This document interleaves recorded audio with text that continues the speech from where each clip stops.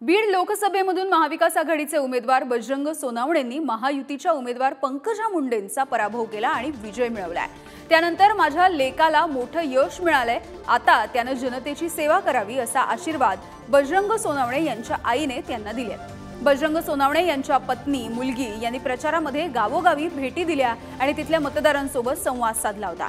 त्याचा सुद्धा परिणाम यंदाच्या निवडणुकीमध्ये झाल्याचं बघायला मिळालं।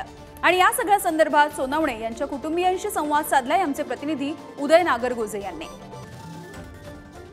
कसा एकंदरीत अनुभव होता प्रचारादरम्यान? तुम्ही कशा पद्धतीने लोकांना सामोरे गेला? लोकांना फक्त प्रत्येक त्यांचे ते प्रश्न प्रत्येक ठिकाणी मांडत होते। मग यावेळेस तर जास्त लोकांनी प्रश्न पण मांडले नाहीत, नंतर बोलू म्हणून। फक्त त्यांचा ठरलेला होता की खासदार आपल्याला बदलायचा आणि त्यांना विश्वास होता कुठंतरी की हा खासदार आपल्याला काम करणार आहे, आपल्या अडचणी सोडवणार आहे।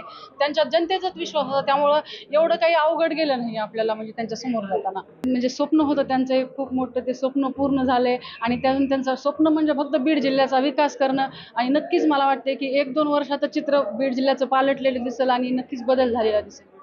आता फक्त एवढंच वाटतंय की आतापर्यंत जसे लोक सांगत होते, पहिल्यापासून जे उत्साहाचं वातावरण होतं ते सगळ्यांनी आता सार्थ ठरवून दाखवले आणि आता आपला विजय हा आधीपासून निश्चित असल्यासारखं लोक बोलत होते। फक्त शेवटच्या क्षणापर्यंत जी धाकधूक होती ती शेवटपर्यंत राहिली, पण फायनली सत्याचा विजय झाला आणि आपण निवडून आलो, त्यामुळे सगळे आनंदी आहेत।